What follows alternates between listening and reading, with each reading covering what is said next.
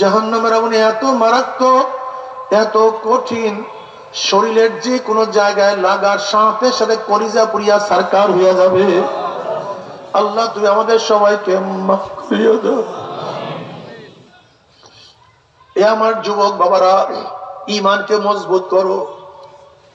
কোরআন সত্য, কোনো সন্দেহ নাই। কোরআন সম্পর্কে তোমার জানা নাই। কোরআন এমন বিষয় সম্পর্কে আলোচনা করছে যেই বিষয় সম্পর্কে বৈজ্ঞানিকরা কখনো আলোচনাই তখন করে নাই।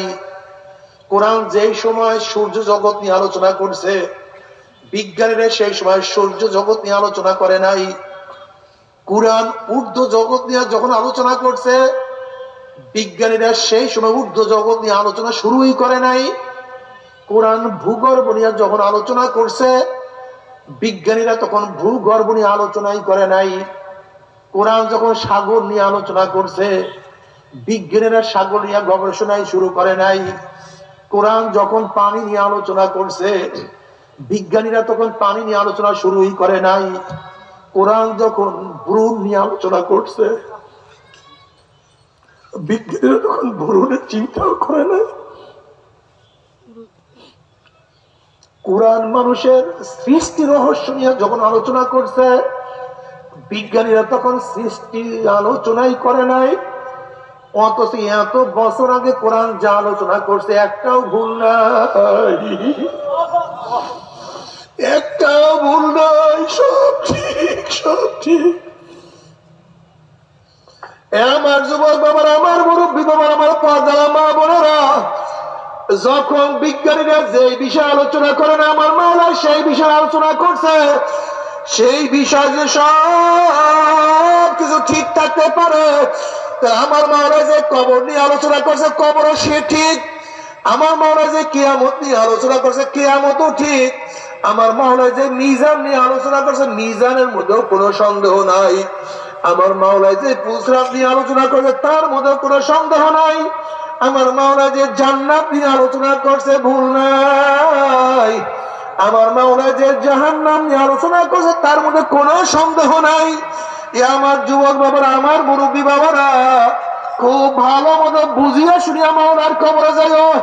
যদি মাওলাকে রাজি খুশি করিয়া সুন্নাত মারিয়া মাওলার কবরে যাইতেই পারো, জনাব মুহাম্মদ রাসূলুল্লাহ সাল্লাল্লাহু আলাইহি ওয়াসাল্লাম রওজার সাথে সুরাক হয়ে যাবে, রাস্তা হয়ে যাবে।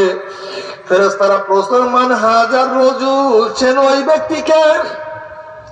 তখন মুমিন মুসলমানরা দেখবেন নবীর চেহারার মধ্যে দাড়ি, তার চেহারার মধ্যেও দাড়ি। নবীর মাথায় টুপি, তার মাথায় টুপি। নবীর পোশাকের সাথে তার পোশাকের মিল। নবীর নীতি আদর্শের সাথে তার নীতি আদর্শের মিল। নবীর দলের সাথে তার দলের মিল। নবীর নেতার সাথে তার নেতার মিল। অমনি বলবে যে আমার নবী জনাবে মুহাম্মদুর রাসূলুল্লাহ সাল্লাল্লাহু আলাইহি ওয়াসাল্লাম। আমার মাওলা ডাক দিয়ে বা সাদাকা দি, আমার বান্দা সত্য কথা বলছে। ওয়া আফশুল ফারাশা মিনাল জান্নাহ ওয়া আলবিসু মিনাল জান্নাহ। আমার বান্দা বান্দির গায়ের মধ্যে জান্নাতের পোশাক লাগায়া দে, জান্নাতের বিছানা বিছায়া দে, জান্নাতের নাজ নিয়ামত দিয়ে গোটা কবরটাকে ভরিয়া দে। কিন্তু আমার বেনমাজি বাবারা, যারা সুন্নাত অনুযায়ী চলো না, আমার পর্দার মা বোনেরা, যারা ইসলাম অনুযায়ী চলো না, দেখবেন নবীর মাথার সাথে তার মাথার মিল নাই, নবীর চেহারার সাথে তার চেহারার মিল নাই, নবীর পোশাকের সাথে তার পোশাকের মিল নাই, নবীর আদর্শের সাথে তার আদর্শের মিল নাই, নবীর নীতির সাথে তার নীতির মিল নাই, নবীর দলের সাথে তার দলের মিল নেই, নবীর সাথে তার নেতার কোনো মিল নাই।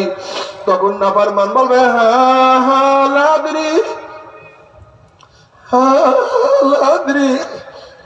আমি ওনাকে চিনি না, ওনার সাথে আমার কোন, আল্লাহকে মাফ করিয়া দাও, তোমার নবীকে চেনার তৌফিক দিয়া দাও।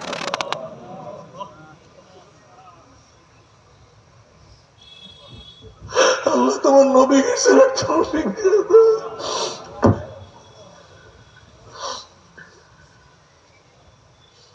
ও যুবক বাবা, মুরব্বী বাবা, ও আমার পর্দার মা বোনেরা, যখন বলবে হ্যাঁ হ্যাঁ লাদ্রি ওনাকে আমি চিনি না, ওনার সাথে আমার কোন সম্পর্ক নাই, অমনি আমার মাওলা ডাক দেব কাজা বাহাদুল্লাহ, আমার দুশ্মন মিথ্যা কথা বলছে, কবরে মাটি চাপ দে। অমনি কবরের দুই পাশের মাটি এত জোরে চাপ মারবে, আল্লাহ আল্লাহ তুই আমাদের সবাইকে মাফ করিয়া দাও। এই ফেরেশতারা কবরের মধ্যে আগুন ধরে, আল্লাহ এ সাপ জড়াইয়া ধর।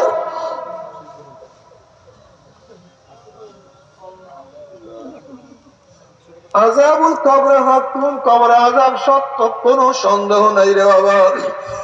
আসলে আমাদের ঈমান এত দুর্বল। জনাবে মুহাম্মদ রাসূলুল্লাহ সাল্লাল্লাহু আলাইহি ওয়াসাল্লাম একদিন কবরের বয়ান শুরু করলেন, তখন সাহাবাদের মধ্যে এমন চিল্লাচিল্লি শুরু হয়ে গেছে। বুখারীর মধ্যে রওয়ায়াত আছে দাজ্জাল মুসলিমুনা দাজ্জাতান, মুসলমানদের মধ্যে সাহাবাদের মধ্যে এমন চিল্লাচিল্লি, এমন কান্নাকাটি শুরু হয়ে গেছে। রাবি বলেন তাদের চিল্লাচিল্লি কান্নাকাটির কারণে নবী কি বয়ান করে সেটা শুনতেও ছিলাম না। যখন নবীর বয়ান শেষ হয়ে গেছে, কান্নাকাটিও শেষ, আমি কাছের একজনকে প্রশ্ন করছি নবী এমন কি বয়ান করছে যে বয়ান শোনার পরে সাহাবাদের মধ্যে খুব কান্নাকাটি, এত চিল্লি।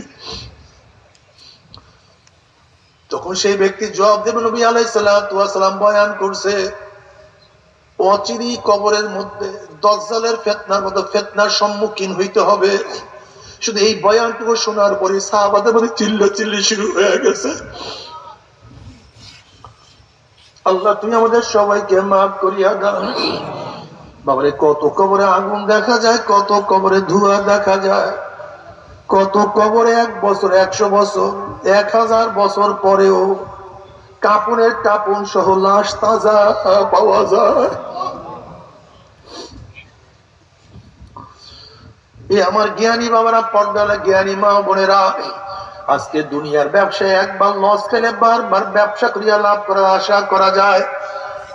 আজকে দুনিয়ার মামলায় ম্যাজিস্ট্রেট করে হারলে জজ করে আপিল করিয়া, জজ করে হারলে হাই করে আপিল করিয়া, হাই করে হারলে সুপ্রিম কোর্টে আপিল করিয়া জেতার আশা করা যায়। কিন্তু খোদা না খাস্তা মগতের মামলায়, কবরের মামলায়, কিয়ামতের মামলায়, ওই মিজান পুসরাতের মামলায় যে একবার স্লিপ কাটিয়া যায়, ওই পুসরাত থেকে যে একবার পড়িয়া যায়, আল্লাহ আল্লাহ তুই মাফ করিয়া দাও।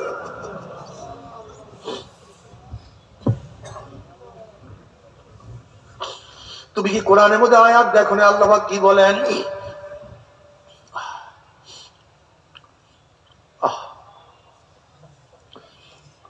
আল্লাহ পাক কালামে পাকের মধ্যে ফরমায় ওয়া ইন মিনকুম ইল্লা ওয়ারিদুহা কানা আলা রাব্বিকা হাতমান মাকদিয়া সুম্মা নুনাজ্জিল লাযিনা তাকাও ওয়া নাযারু যালিমিনা ফিহা জিসিয়া। আল্লাহ পাক বলেন প্রত্যেকটি পুসরাত পাড়ি দিতেই হবে। নবী, রাসূল, সাহাবী, ওলি, গাউস, কুতুব, বাদশা, প্রজা, ধনী গরিব সবাইকে পুসরাত পাড়ি দিতে হবে। পুরুষ মহিলা সবাইকে পুসরাত পাড়ি দিতে হবে। আল্লাহ পাকের অবধারিত নিয়ম, যাদের মধ্যে তাকওয়া থাকবে তারা পুসরাত পাড়ি দিয়ে আমার মাওলার জান্নাতে চলিয়া যাবে। ওয়া নাযারু যালিমিনা ফিহা জিসিয়া। আর যাদের মধ্যে তাকওয়া থাকবে না, জালেমরা উব্বুর হইয়া কায়িত হইয়া ঘুম করে জাহান্নামে পড়িয়া যাবে। আল্লাহ মাফ করিয়া দাও।